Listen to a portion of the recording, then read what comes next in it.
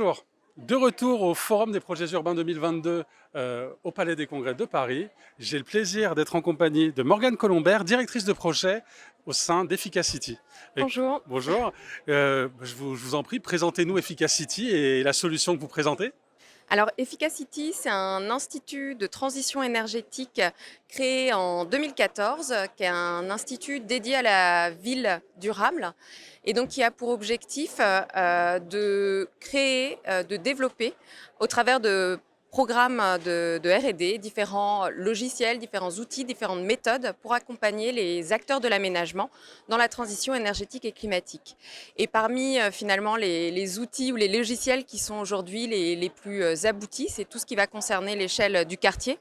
Donc on en a plusieurs, on a Energy Mapper, on a Energy Screener, on a Power10 sur l'évaluation des besoins énergétiques en relation avec les réseaux de chaleur, notamment tout ce qui est système de production.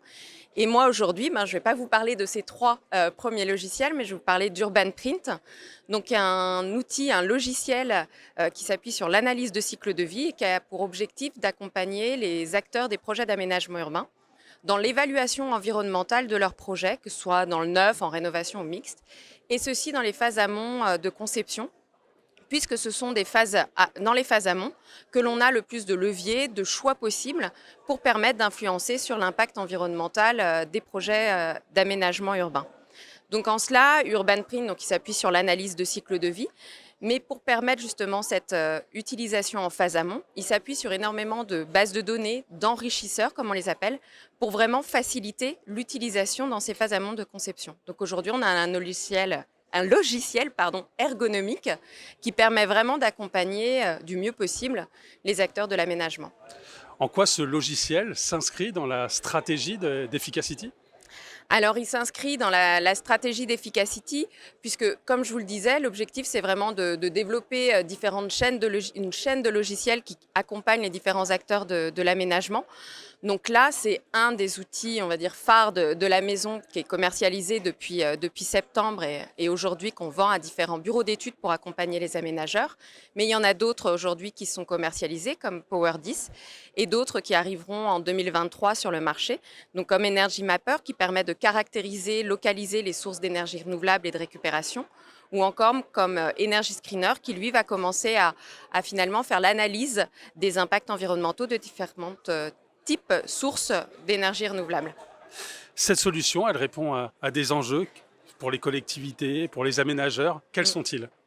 L'objectif, c'est vraiment d'accompagner ces différents acteurs, que ce soit la collectivité ou l'aménageur, dans sa stratégie énergétique et climatique, et plus particulièrement dans le cadre d'un projet d'aménagement, un nouveau quartier, une rénovation de quartier, dans cette stratégie énergétique et climatique, en lui donnant un certain nombre d'éléments quantifiés qui permettent finalement d'arbitrer et d'échanger avec les différents acteurs de la chaîne de l'aménagement sur les ambitions énergétiques et les types de solutions, stratégies énergétiques qu'ils peuvent mettre en place.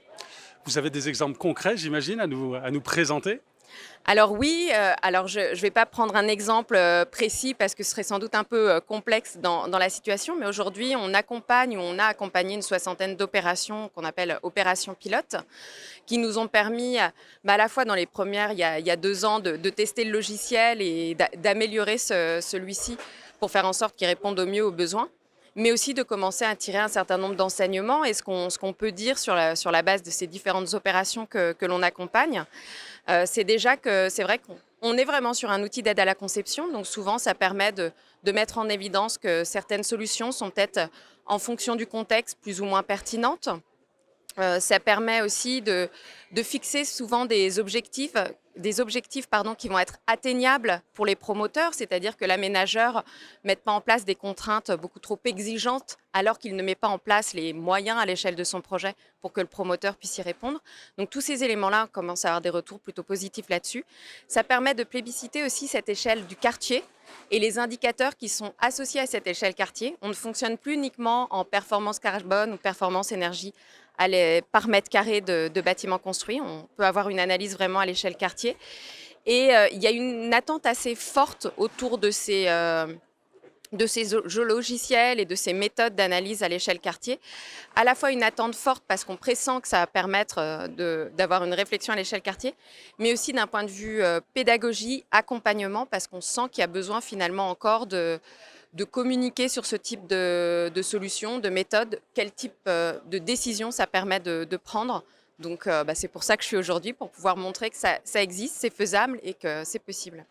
Quand on parle de logiciel, on parle d'innovation.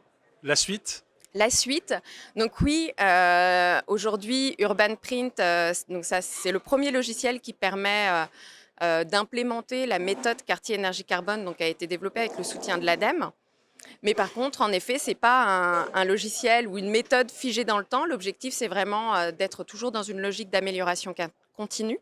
Donc c'est à la fois aller améliorer les modèles, créer de nouvelles données d'impact environnemental, d'ajouter des indicateurs. Normalement, prochainement, on devrait avoir des indicateurs, par exemple, autour de la biodiversité, potentiellement un plus moyen terme, on va dire, des indicateurs économiques. Donc l'objectif, c'est vraiment d'être toujours dans une amélioration continue de nos modèles, des indicateurs, mais aussi de venir affiner certaines évaluations, d'être un peu plus précis, par exemple, sur les espaces extérieurs qu'on ne l'est aujourd'hui, d'intégrer des nouveaux leviers d'action. Donc ça, il faut être un peu en lien direct avec les différentes innovations qui existent dans ce domaine-là.